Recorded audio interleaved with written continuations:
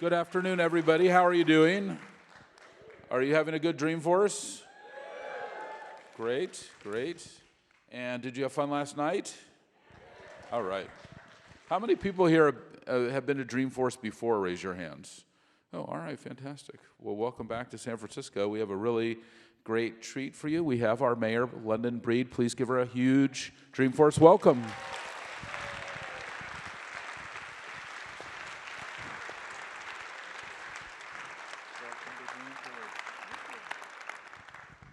Well, welcome to Dreamforce, Mayor. Thank you, Mark. Very excited that you're here, and I'm very excited that you're the mayor. Thank you. And, you know, I've been waiting to have this conversation with you, and I've got so many questions and so little time. So, you know, one of the things that I love about you is that you're a native San Franciscan. You grew up in this city, you are part of this city, you're a native daughter, and now you're the mayor, and you're truly representing the city that you love so much. When you look at being the mayor right now, this is such an important time in the history of San Francisco, where we have so many opportunities, but also so many challenges. What is the most important thing to you?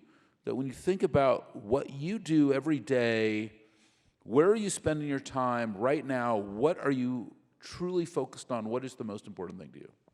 The most important thing for me is to take care of San Francisco. I wake up every day thinking about how are we going to make even more progress? How are we going to help people who sadly are part of our most vulnerable communities? I come from that community. I grew up in San Francisco in public housing and lived there with my grandmother for over 20 years of my life. And it was a very challenging environment. Hopelessness, violence, drugs, despair.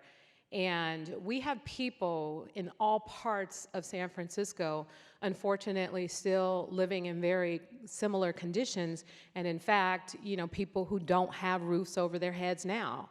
So what I care about most is changing that, changing the lives of people that are counting on us to make good decisions. Now you're a leader of a huge organization, our city. You have a huge budget at your disposal. Every resource is available to you. Every key stakeholder in the city reports to you, except our public schools. They work for our school board. When you look at running that huge organization and getting them headed in the direction of this vision that you just articulated, what are you doing every day to really make this manifest into reality? So there's definitely a lot of meetings that take place, a lot of conversations with different department heads, and just to express to them that we are public servants. Our jobs are to take care of San Francisco. So when I meet and talk with the police chief, I basically, you know, have these really in-depth conversations with him about, you know, law enforcement, the relationship with law enforcement in the community, and how people, they do feel safe when they see police officers out on our streets, but there's another part of the community that may not necessarily trust the police. And it is our responsibility to change that by developing relationships with various communities and being consistent and being out there and being visible and having conversations with the public when, you know, basically there isn't anything bad going on. So that's just the police department, but there's the Department of Public Works. They're responsible for cleaning up the streets, and we're spending millions of dollars to keep the streets of San Francisco clean.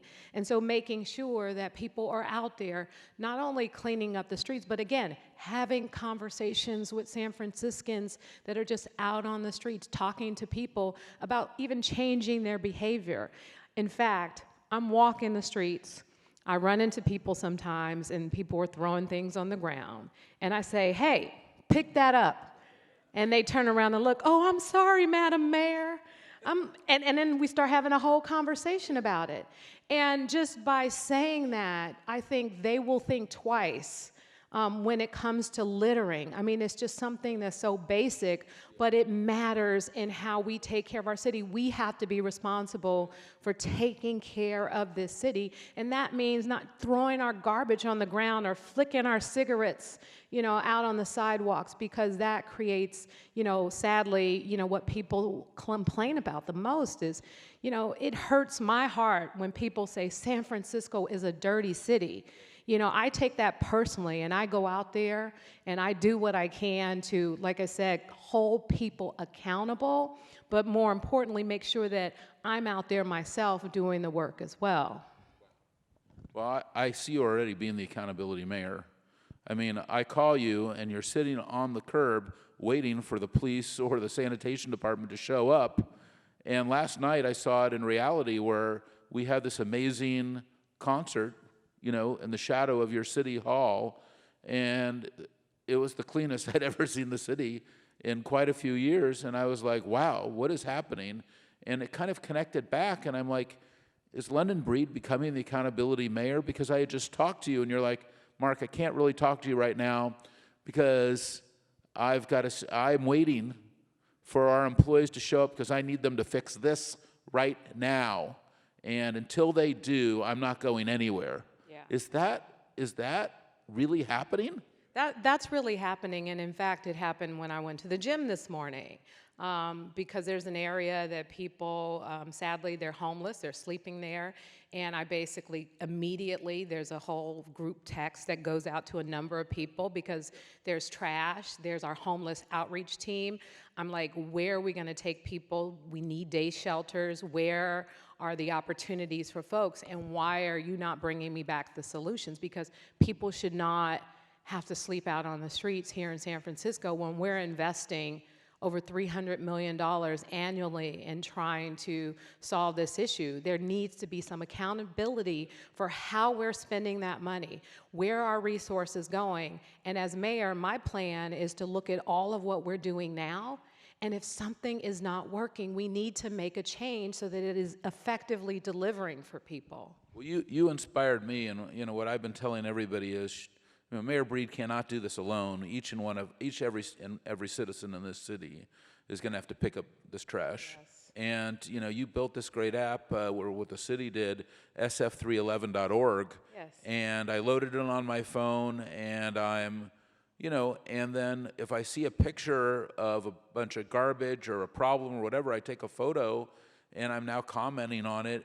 But what I noticed is that it actually got cleaned up.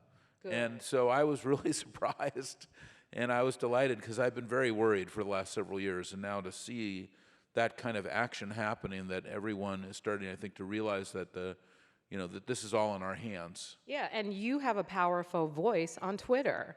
It's just even a tweet that you send out gets a lot of likes, gets a lot of retweeting. Even if you, instead of using the app, you put it on Twitter and you tag 311 and you tag me.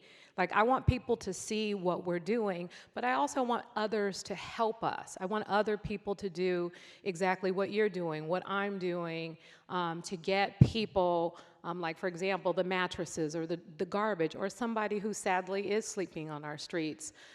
There are a number of challenges, and let me just be clear.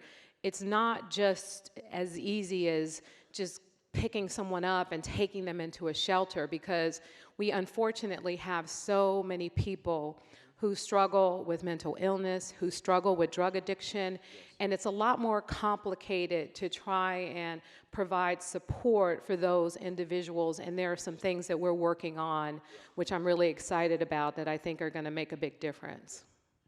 Well, one of the projects that you and I are both involved in, there's a French artist, JR, who's in town right now. He's going to speak at the MoMA at 7 o'clock tonight. Nice. And he was here, as you know, because you're part of this, and he was every day he had a semi, and he was in a different part of the city for a month, and I think he took thousands of photos and videos of every possible San Franciscan, and as you know, we have quite a few different types of San Franciscans. And we have an incredible set of characters in our city, and that's what makes us great. We are truly a fabric of diversity and inclusion and equality. And, as we were talking, a couple of amazing things happened.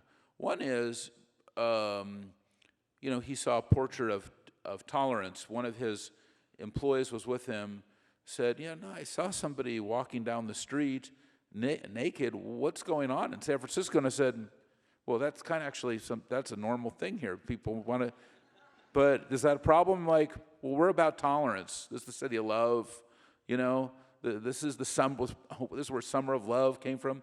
So she was from Paris. She didn't actually believe it, and she went back to where she was staying.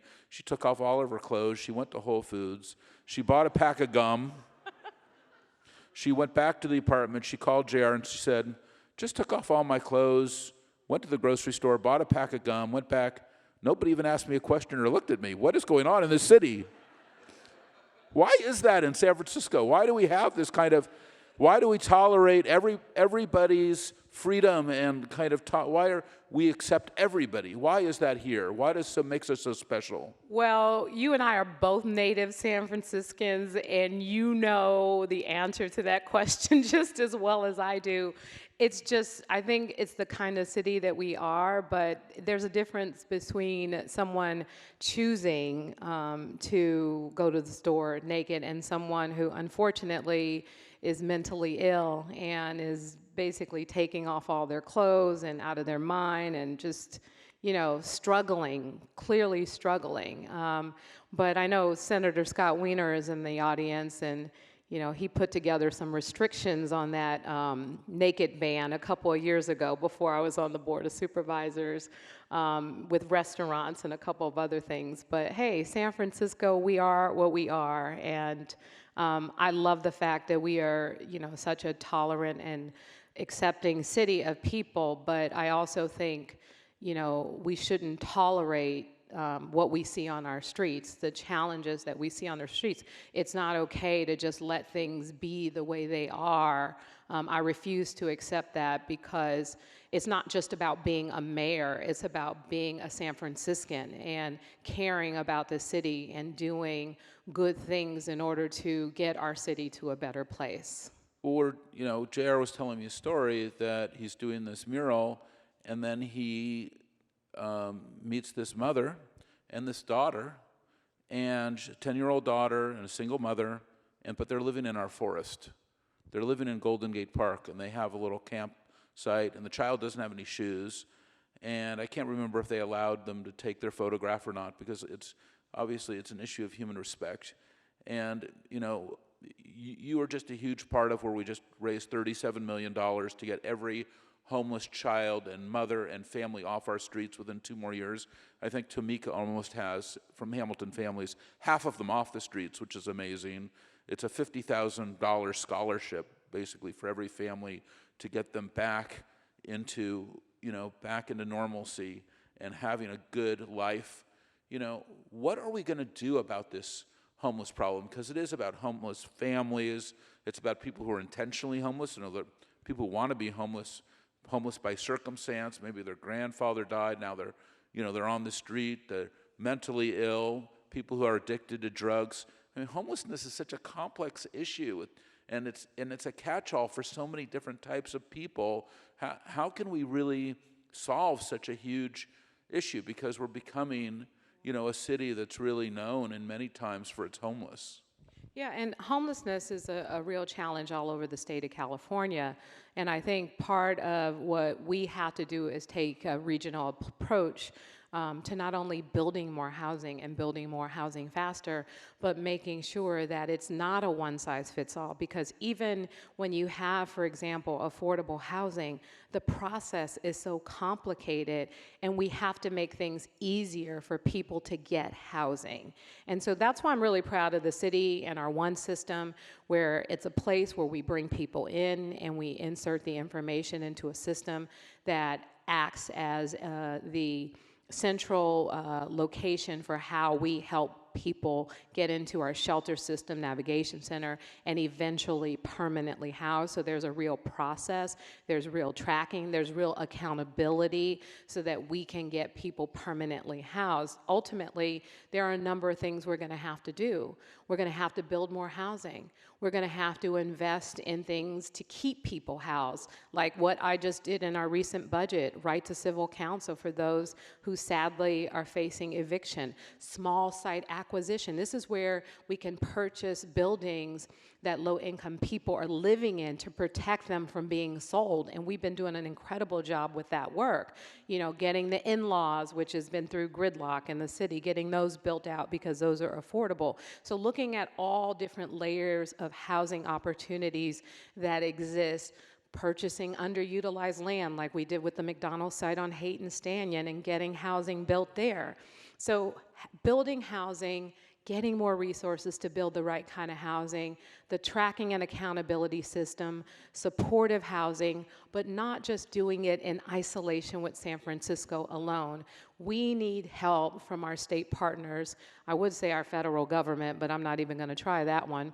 Ultimately, we're lucky here in the state of California. We have incredible leaders like David Hsu, Assembly member, and Scott Wiener, who have been leading the charge on new legislation for middle-income housing, legislation for conservatorship, and a number of other things that we need right here locally to assist us with the different complicated layers of people who sadly are dealing with homelessness in San Francisco and, you know, in the state of California as a whole. So I think that part of what people are always saying, well, what can I do besides just giving money?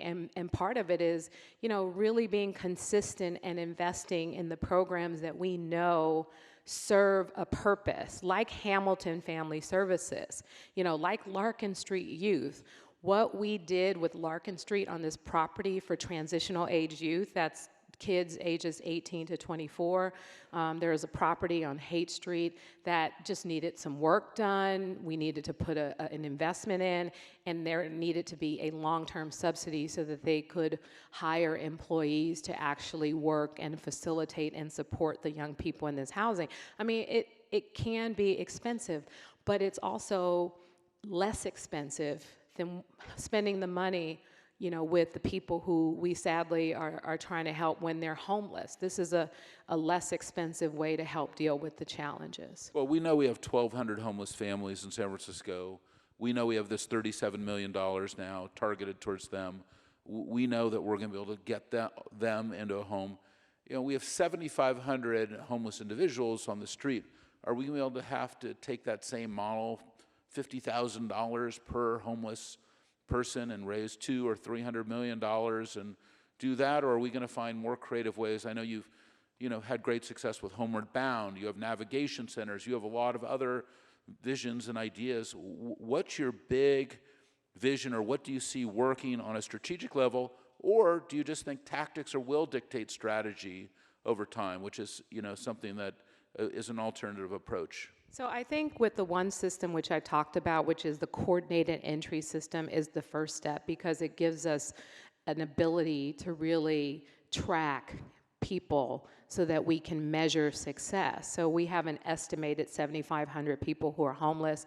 This coordinated entry system that we're working on, we've already exceeded our goal by logging in over 2,000 people that we are now tracking and working on, and in some cases have housed some of those particular individuals.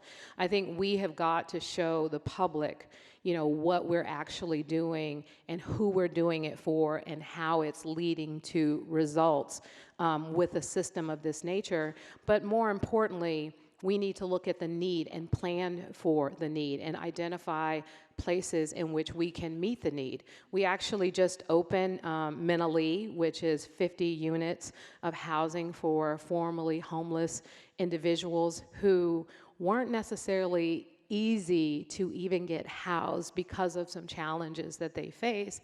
And we have the opportunity to purchase a building, to lease another building. Like, we're identifying spaces throughout San Francisco, and we're looking at how many we have in this coordinated entry system, how much housing we need, and supportive services attached to that housing, and what's our long-term strategy, and how much is it going to cost us, and do we need to look at what we're spending now, and what services do we need to keep, and what services do we need to eliminate, so that we can reach the goal of getting people housed. So that's a process, and my ultimate goal is to make sure that we are developing solutions, that we're housing, we're focusing on families, we're focusing on seniors, we're getting more access to mental health stabilization beds, which people don't necessarily talk about. People who struggle with mental illness, who need to be in a facility, a medical facility, but our jails and general hospital are being used as a place for those who are mentally ill, who are not housed. So there's a combination of things that I want us to do, but I really want us to make smarter investments, and I want us to be able to show exactly the truth about what we're doing, where the money is being spent, and how effective we've been, because the other thing that no one wants to talk about is so many people do come here to San Francisco who are struggling. Many of the people that I've been meeting on the streets who are homeless, they don't come from San Francisco. The data says that 70% of people who are homeless were housed in San Francisco before they became homeless.